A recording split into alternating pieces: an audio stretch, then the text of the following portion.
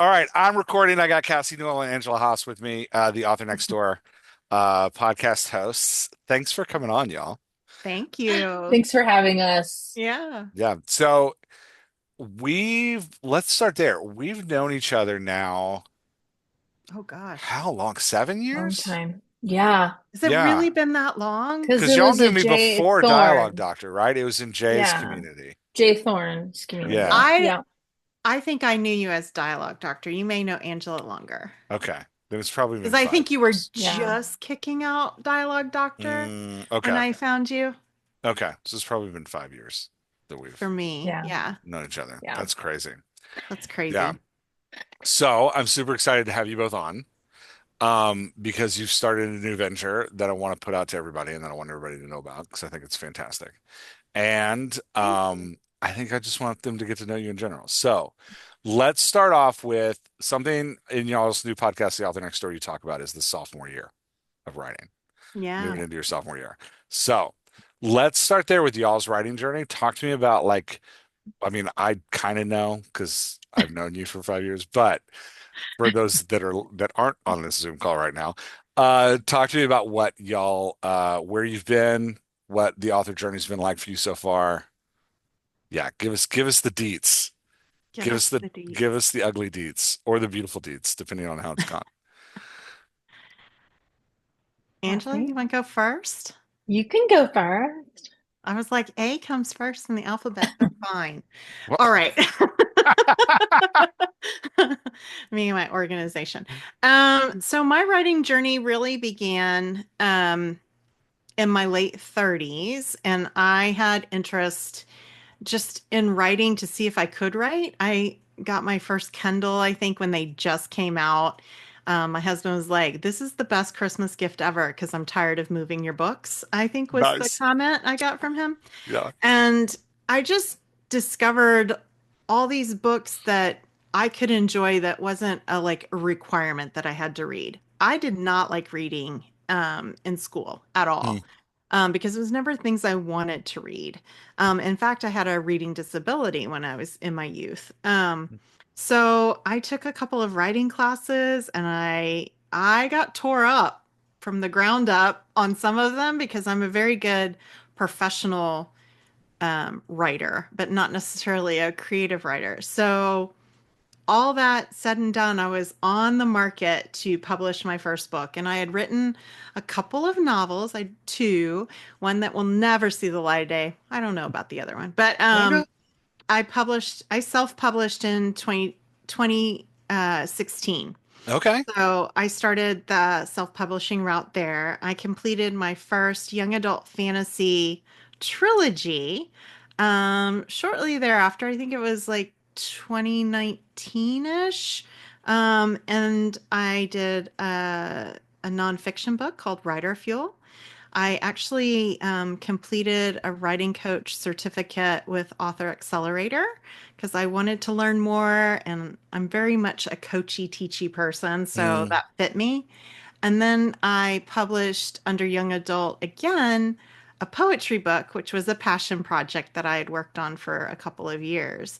And then more recently, I opted to go into romance and started the pen name CK Darling. And I have launched four short romances, and my first series is completed. And yeah, I'm still going with that at the moment. nice. So that's been me and getting busy and all the things. So So if we're breaking it into phases, CK Darling's kind of your sophomore year. It's your like yeah, I think so. It's interesting rerun. because Angela Yeah. and I talk about this. Like sophomore, I don't necessarily think of it as total number of books. It's kind of where you sit in the industry. And I think for me, it's kind of like the experience gain, right? So I Mm, feel quite experienced on the side of self-publishing hmm to a pretty large extent. I don't always feel like the smartest person in the room when it comes to marketing. And I don't always feel like the smartest person in the room when it comes to traditional publishing, which mm. I'm starting to venture into, but that's super secret project and we won't talk about that. Okay. So look at me, super secret. But I think for me, it's just as I've moved on, I feel like I have some information to give to the Nice. sophomore year. I feel more like I'm in my junior, senior year, but not quite. Like I don't feel like I'm graduated yet Yeah, yeah. in that sense, but that's kind of how I term it. So I'll Okay. pass that over to Angela because I think that's always a good start. And then maybe all your journey. Well, I mean, I've been writing my whole life, and because as I age myself, I had a radio in my room. So how do we keep busy in the summer?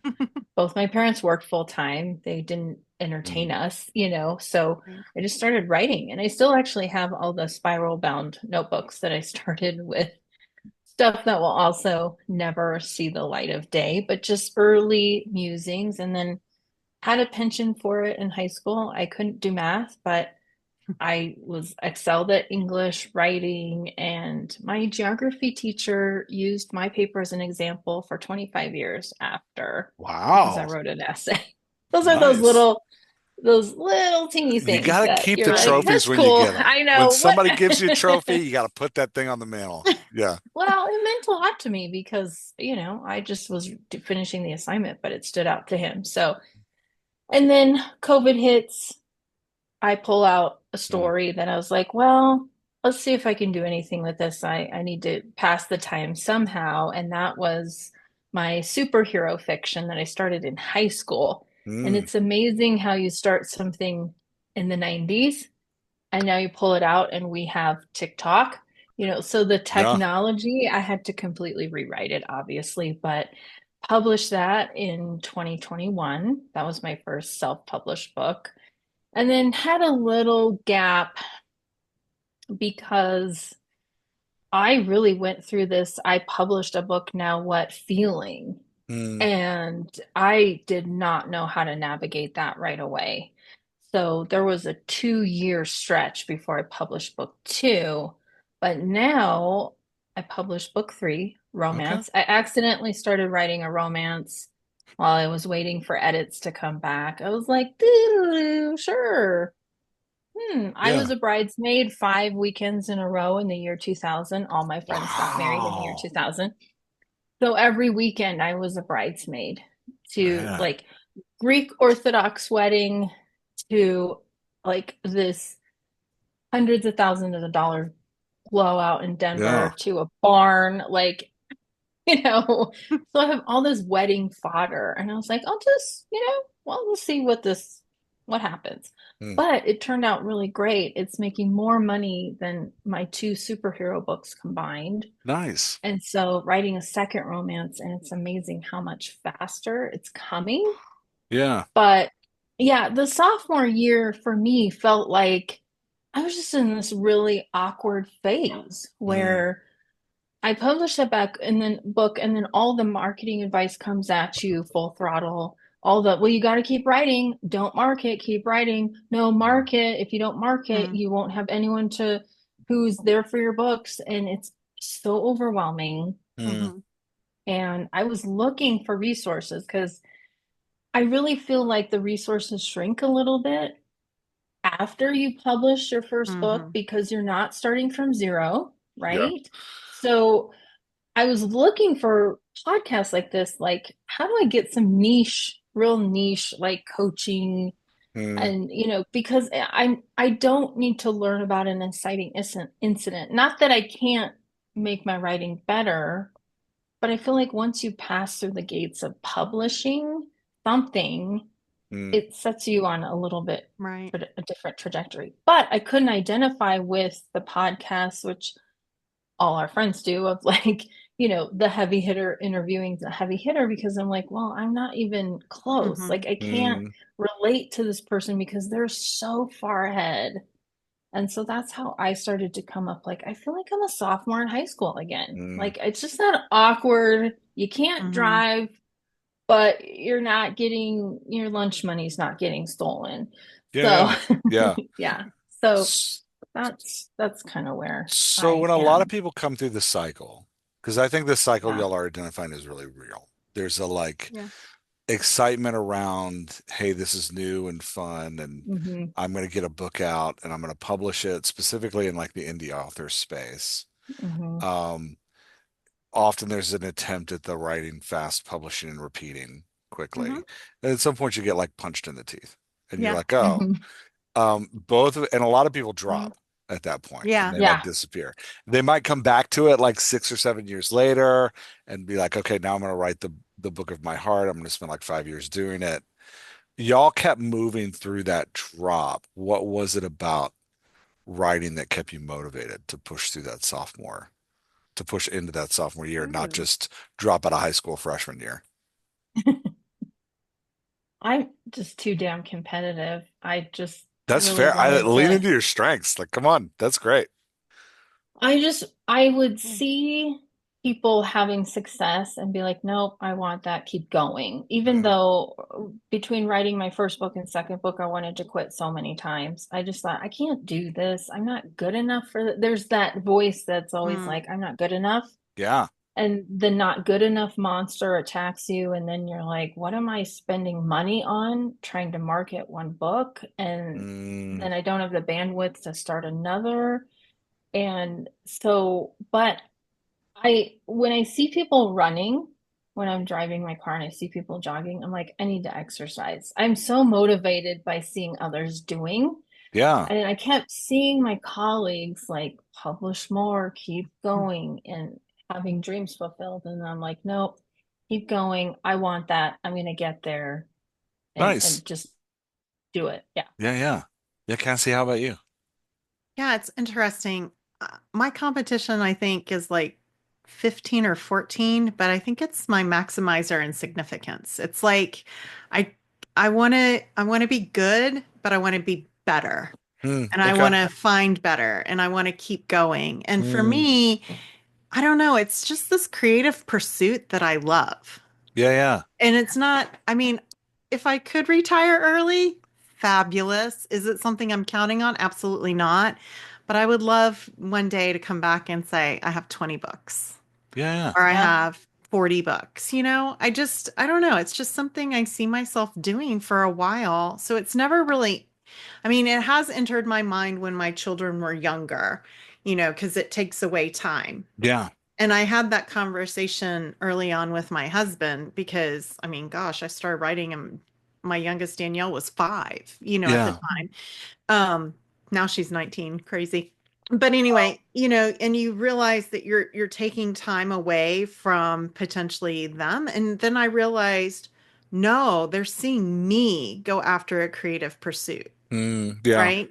And Mhm. so now Yeah. I'm this role model of, yes, mommy works, but I also do this and I Yeah. also am achieving this. And heck, they named some things in my books, like, and they know the secrets, right, That's fun. behind that. And now I have daughters who did creative pursuits.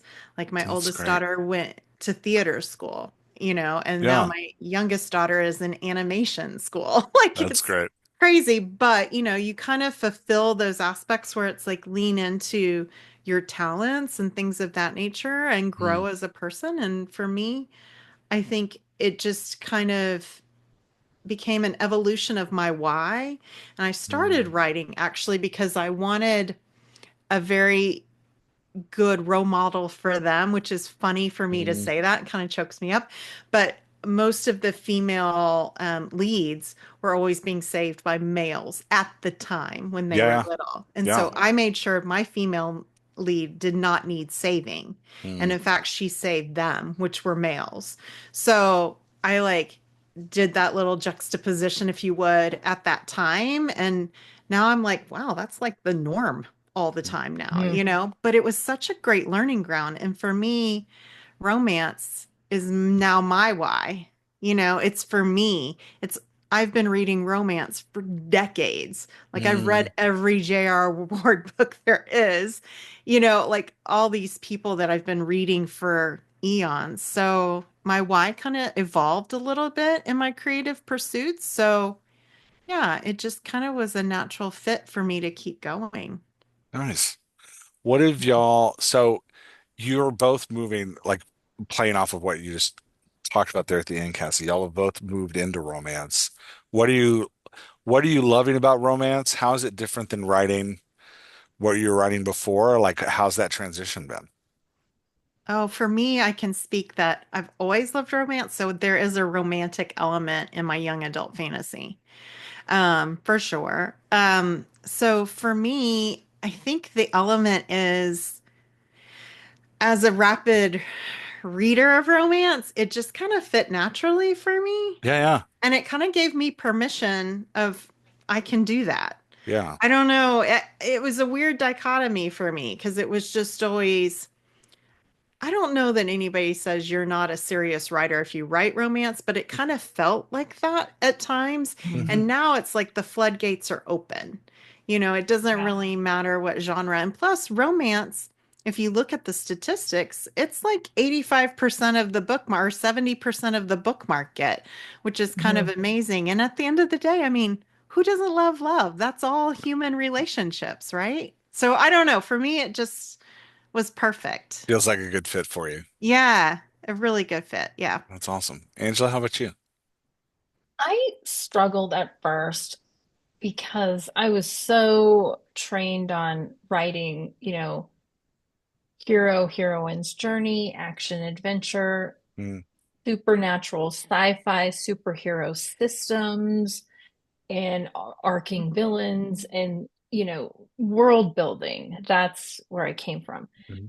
But I always had a romantic subplot, and I thought, well, maybe if I make the whole book the subplot. But I had to study. I had to start reading romance, and at first I was like, oh, this is so spicy. Like I had to okay, I can't believe a woman wrote this, but all right, I hear I feel you. I feel what's going on in these books. So, but it was such a pivot because I kept trying to add so much suspense. Mm, I was like, okay, so I don't need a car chase to come through the wedding. Right. Okay, let's let that go. Well, you Let's could table though. that. you could. Yeah. And like this is a romantic comedy. I don't think there needs to be like a real hardcore villain. Yeah. Yeah. I had to like pivot. Although writing a fight scene and a sex scene is pretty similar, it's Yeah. just different adjectives. So but once I got the hang of it, I was like, I love writing in a world that exists Mm, because my romantic comedy takes place in Scottsdale. I live part-time in Scottsdale. I put all my favorite restaurants in there, and I knew I've been in them. I knew what they smelled like, what the sounds were. Mhm. I could describe it just so easily. I know yeah, what the that's weather great. like is Scottsdale. I know what the bugs are. Like I know how it feels to live there. And so it was so easy not to actually have to, I mean, you still have to anchor your setting, but I didn't have to build a world from scratch. And then Right. because it's hard writing sci-fi, you're talking about Hmm. things that don't exist, but if you don't get it right theoretically, like you get some bad reviews. So Yeah, it's like it was such a breeze. And now that's I'm writing nice. a romance set in Colorado. Well, I'm a Colorado native. I know everything there is about Colorado. That's And great. yeah, it was easy from the world building Yeah, stance. yeah. But yeah. That's awesome. So going off of that change for both of you a little bit, Cassie having read it for a while and Angela having to study for a bit, romance like famously and famously has its like very clear tropes. Yeah. Oh yeah. How have y'all found that empowering? Have you found it limiting? How's that working for Oh, you? I find it super empowering. And I love the layer of tropes and I love playing with tropes, meaning that I will not upset my readers when they expect a certain trope to go a certain way. Hmm. But I love playing with them. So in future books, I have this idea for a grump sunshine, and I'm flipping it so that the grump is not the male, Okay. and things like that. So like you can really play with them, but what Yeah. it does is it also gives you a roadmap to your characters so quickly and how their personalities will be in response.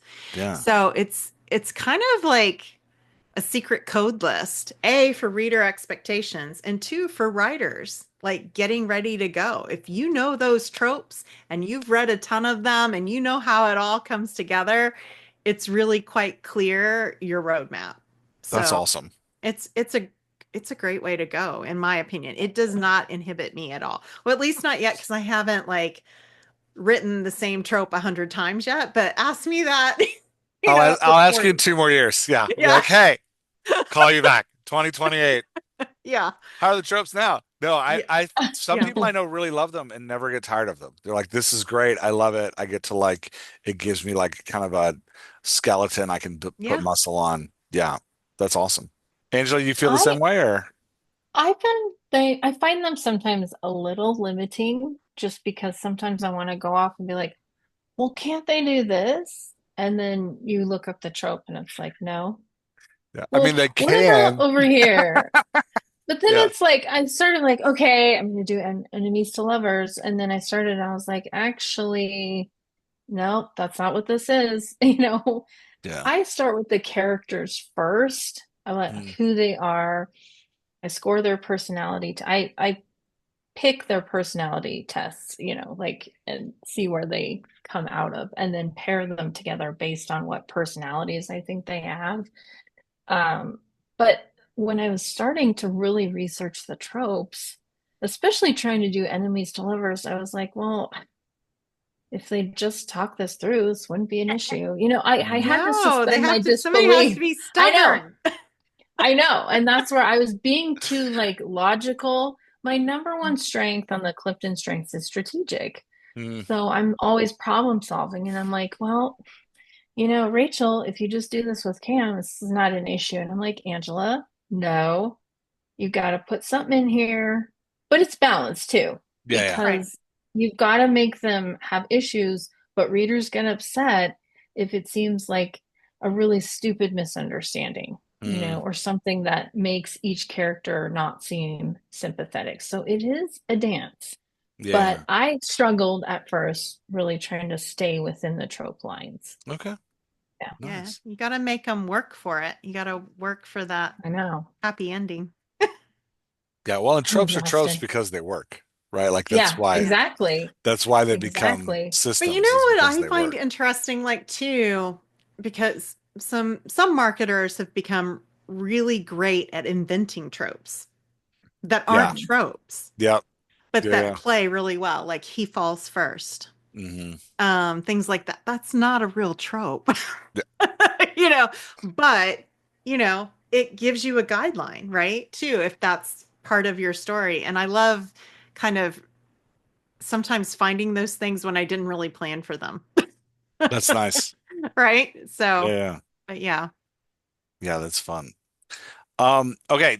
Let's pivot. Talk to me about like we've talked about kind of y'all's journey, the like move from your like freshman attempt to like growing an experience your sophomore year and like how that changed both of your writing and kind of where you are now. Let's go first for uh you're talking to somebody, which you do on your podcast. So I'm just going to steal a sample from your podcast.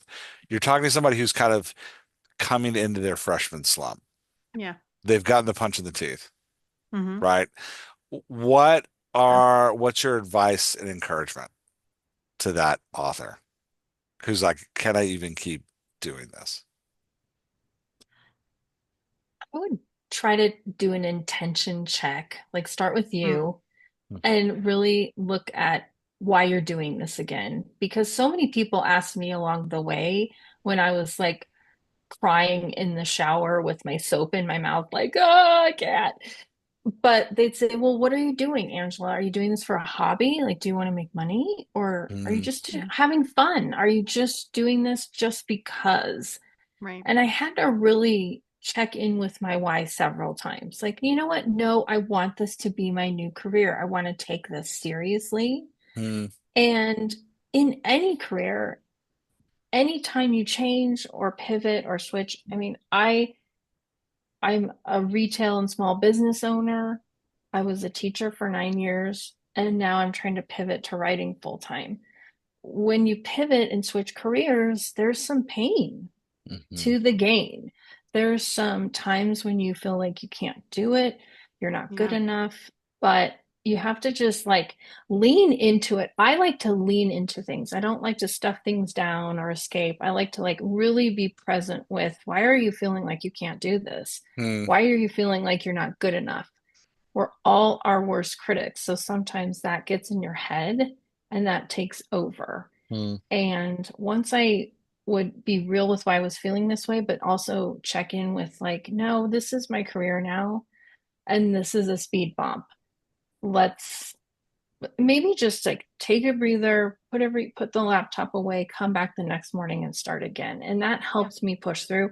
But also people like you, Jeff, Cassie, all my writer friends, the colleagues, the groups I joined after that kick in the teeth, I said, I feel like I can't do this by myself. And I don't think writers usually have success doing it all alone. Hmm. The groups and the encouragement and the people and the camaraderie got me Yeah. through it a That's hundred great. percent. Yeah. That's great. Cassie, would you add anything to that? Yeah. I would tell people to work the process and don't let the process work you, because that's exactly what happens when you get down in the dumps. The process is working you over. Like Hmm. it, once you've published, you know the steps, you know the creative process. So start working that process, Hmm. reevaluate your why. Um, it's interesting because I had the same issue with book two in my young adult fantasy where it didn't come out very quickly. And I wrote book one so fast and book three Hmm. so fast. But there was a lot of inner turmoil, a lot of timeline issues, things like that. And I remember thinking to myself, who am I doing this for? Hmm. And you start to doubt and that whole process. And I was like, yeah, but if I want this to happen, I need to push forward. So Hmm. it is a little bit like being in the gym. And when you start to work out for the first time in a decade, Yeah. you're going to be sore. It's Yeah. going to hurt. And you don't have to do it in a frantic pace. You can ease into those things. And I think the same thing with any creative pursuit.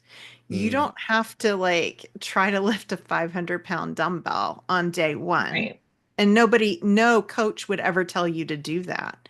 Hmm. So I think you just have to work the process and continue the path. And I also think where I'm at right now, and I think Angela would probably say something similar, it's about producing and getting your content out there, right? Hmm. So if you're at book one, you need to move forward to book two, whatever phase and book that looks like. If it's book two to your actual series that you started, or if you want to move in a different direction, Hmm. like you can pivot, you can always come back. So I just think you have to work that process because it's pretty clear what that process is once you've done it. Yeah, yeah. So y'all have Yeah. both chosen, like talking about intention and in your process, y'all both made the move from like you started in indie and then stayed in indie. And Cassie, you're looking at like traditional right now a little bit. Yeah. I feel like that's constantly a conversation that's changing, right? Mm. Like when I came in 2014, the question of like indie or Oh, trad was very different than it yeah. is Hmm. now. What's going on in y'all's decisions to go that way? Like what is Mm. your what's kind of behind that decision making for you? Well, for me, I could say that I've always wanted to be hybrid. I've always wanted the experience Hmm. of a trad publisher. I also find from my marketing experience that a trad publisher lends opportunity of a new audience to find me. Hmm. And me the same with my audience to find this trad publisher who's producing my book. So I look at it as a symbiotic relationship. So I'm not kind of damn the man from a Yeah. indie standpoint, but I do love having control. So that may be a little bit of my problem. And Angela was nodding her head when Yeah. I see this all happen because I'm super creative. I've had control of my covers, Hmm. how they work, what they look like, all the things. I've chosen this or that. And for me, creativity, you have your creative side, but I have my production side. Mm, And when you do that with a publisher, you no longer have the production side. mm. So that's going to be interesting, but I've always wanted that experience, and something came up that gives me that opportunity, and I cannot not go for it. Yeah, yeah. So, That's yeah, awesome. we'll Yeah. see if it pans out. You never Yeah, know. yeah. Yeah, Yeah. that's interesting. Angela, is it the same about like control, not control for you, or the same about like experimenting with new things? Yeah, I think I just know I'm not there yet. I just want to get my books out, and I know many people have said it could be a 2-year process Mm. by the time Mhm. you, even if you've got an agent Oh, you mean if you go trad? to, Yeah. yeah, if you go Yeah, traditionally publish, getting an agent is takes time. Them pitching it takes yeah. time. Hmm. Then if something gets picked up, takes time, editing, blah, blah, blah. So I'm not in a space where I want to wait. I want these books out. I am still also building my platforms because what I know has changed is these trad publishers want to know you have a following built in.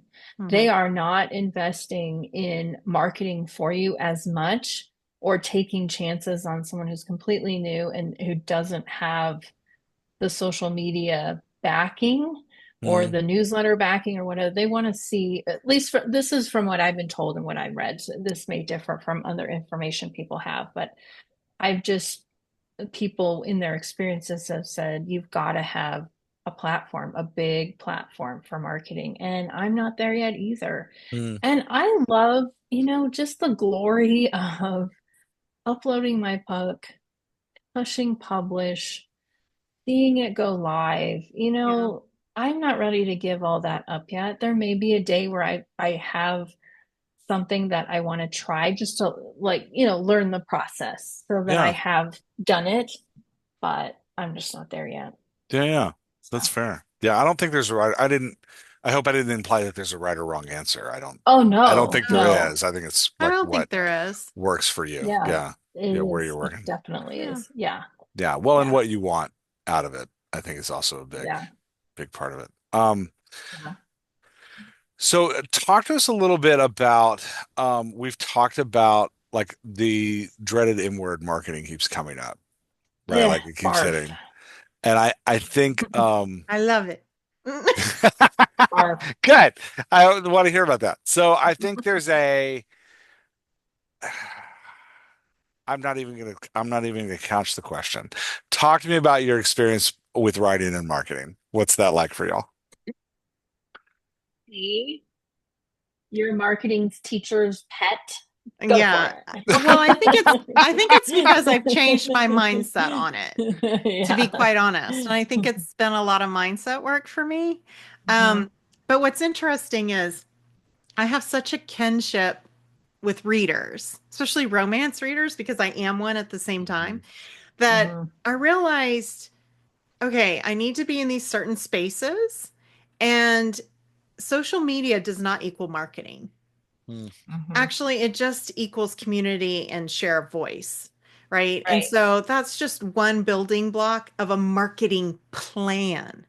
And I think people look at marketing as, oh, I've just got to get on social media. And that's not it. It's really a marketing, it's a building block, it's a brick to mm, your house where your book is, right? And you want your house inviting enough that people come in.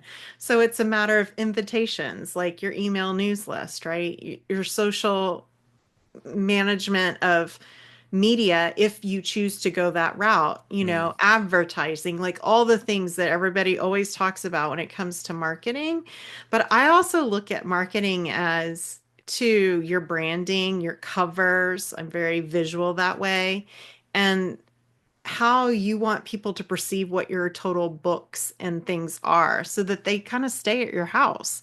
mm, So I don't know. I've really worked on it in the last 6 months, I would say. I've not always been a go, go, go, but I notice when I'm go, go, go, I present better mm, myself and my books.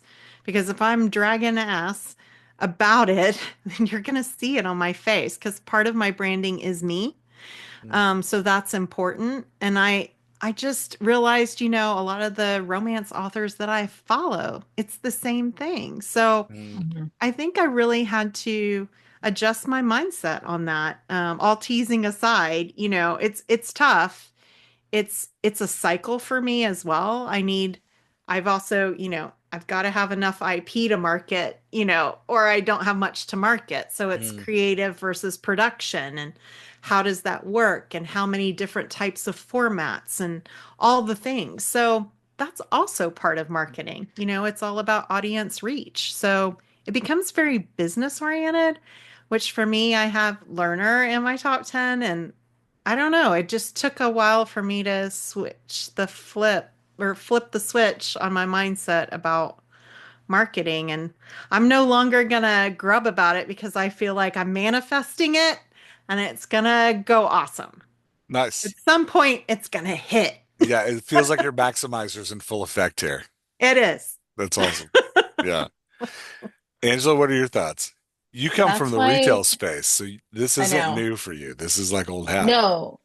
No, and I mean, I know how to market. I was a buyer and a merchandiser for 15 years. And Mm, so I know how to market our business, and I actually enjoy doing that. When it's you, it feels harder for me.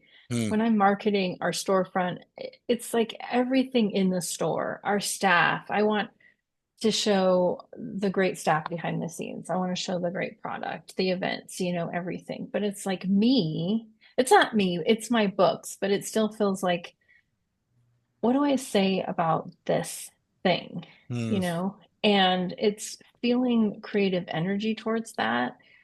And it's just not, I could market Cassie's books all day. I could talk about your books, Jeff, for hours, but it's my own thing. And then I always, there's always that little monster that's like, "Ugh, I'm bothering everyone, mm, and that's Mhm. not reality. It's not what you're doing. And I understand. It's not that I don't understand marketing 101, because yes, I do, but I just want to write. And sometimes I'll go to like check insights and how is this post doing, and then I am on Instagram, and then I doom scroll for an hour, and I'm like, oh my mm. gosh, I don't like being in here, Yeah. right now. And so I just decided I'm going to give myself some grace. What do I want to do right now more than anything? I want to finish this book. Mm, And for me to do that, I need to write as much as possible. So, what I'm doing is just the absolute minimum to show I still have a presence and I'm still out there and I'm not silent. But sometimes I feel like you've got to also like post every day and keep mm, yourself out Mhm. there, and things move so fast. And it's like, actually posting every day is not necessarily, I've read more things about how that's not even a strategy anymore. mm, Um, that's the other thing, as I'm thinking about it. It changes so much. Like, just when you feel like you've mastered Facebook ads, they change it. And then mm, it's like I have to learn something all over again. So I do have to change my mindset on it, but I'm just giving myself grace and like, do what you can right Mhm. now. yeah. I and then go from there. Just Yeah. do the minimum, and then that's okay. And when I gave myself grace to do the minimum of marketing, that's how I started to actually do better with it. Nice. That's great. Cassie, you look like you got something to add. Well, I, Uh-oh, I here she no, comes. I just was gonna say, I think do the marketing that feels good to you. Don't just Yeah. do the marketing things that the gurus tell you to do because the gurus said to do it. Yeah. Hmm. Like, I think that's also a big mistake, because then you get caught in this loop. And I went to this class recently and they were like, does it give you joy? And I thought, I don't know if it gives me joy. It's just habit at Mm, this point, right? Yeah. Like you get in Hmm. this cycle and you're like, I don't know if I'm having fun. Like it's just habit. You do the thing, you edit, you slap it up there. I don't know. Let's see what happens. Yeah. Like I don't know if it gives me joy. So I would just say, just because everybody's on TikTok doesn't mean that's the right place for you. Mm, Just because everybody's in Facebook or wherever the new place is doesn't mean that it needs to be a building brick in your marketing plan. In fact, there are so many authors that do great and aren't on social media. yeah. So, I mean, you can go either way versus the ones that are killing it that are on social media. But I think you just have to find what you want. And again, I'm going to be repetitive and work the process and give Mm, it time because everybody wants an immediate thing and Mhm. marketing is not immediate. It never has been. Yeah. yeah. Unless Yeah. you're giving your book away for free in certain aspects, you'll see a big jump. But otherwise, it takes time. It just takes time Yeah. and a little bit of luck, right? Nothing is Yeah. foolproof. No, totally. Yeah. Great point. Yeah. I think we discount that a lot, that being in the right place Mhm. at the right time. Yeah. I think we discount it in our own stories because part of us wants to take credit for what happened. And I think we discount it in the actual like planning of what we're doing.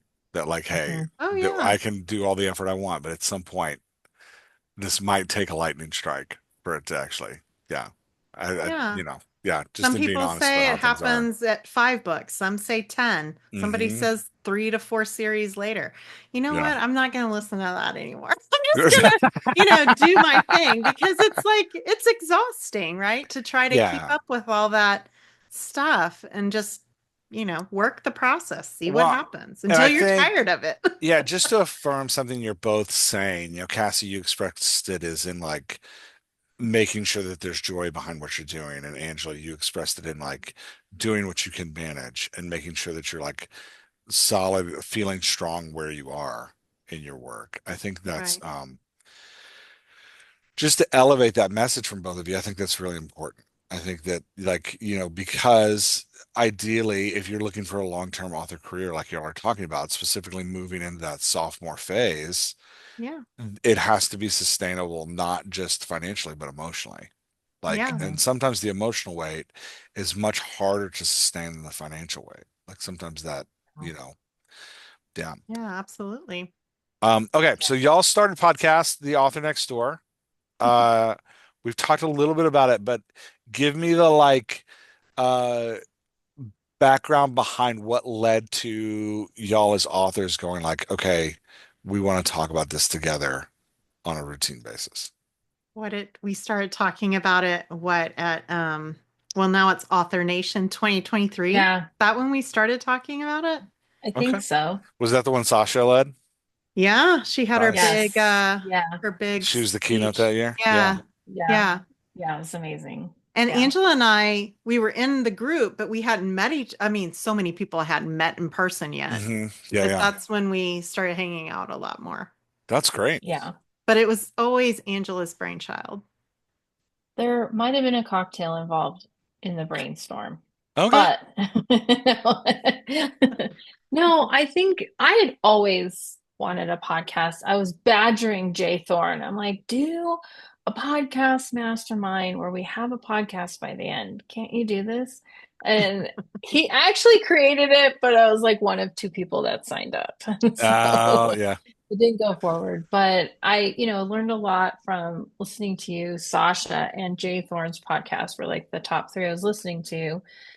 And I just, for me, it really, back to what I mentioned earlier, was about wanting to fill that space Mm, of where are, where's the real talk for authors in it right now? mm, Like there was a time where I had an editor that, um, I found from one of the very first Facebook groups I joined, and it just wasn't working out. And mm. they were rewriting stuff without track changes, and just uh, not understanding my story. But then it's like, well, how do I sever this relationship?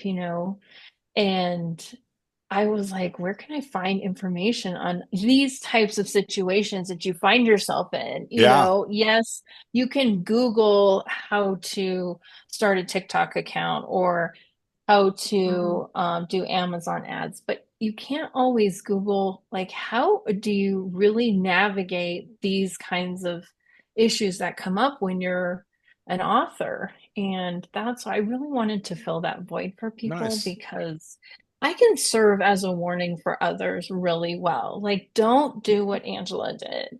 Here's what you do instead. I made Yeah, a lot of mistakes, but if I can help people avoid those mistakes in the future and have a better early career, that's a lot of my why that's for doing exciting. this. Yeah, and I Yeah. will say, like, Yeah. when we were all in our freshman year, I don't know if y'all listen to this, but I used to be really into the Writers Well, which was Rachel Yes. Herron and Uh-huh. Jay Thorne. And Yeah. they got me, like you're describing, Angela, they got me through so many, like, I don't know how to do this thing. How do I do this Right. very, yeah. And it's Yeah. dangerous to Google it because you can Google it and get an answer from like 6 years ago Oh, that, Yeah. right. that Yeah. doesn't apply anymore. And you're like, Right. this Right. is the absolute best thing to do with Facebook ads. And then you're like, wait, that doesn't, those It's things just don't even not even a exist in thing. Facebook ads anymore. Right. Yeah. Yeah, Right. exactly. Yeah. Yeah. Yeah. So y'all have had like 20, almost 20 episodes, I think, at the recording of Yeah. this. Yeah. Who's the favorite guest so far? Who should they go listen to? Of course you. Besides Probably me, I was about to say, you, Jess.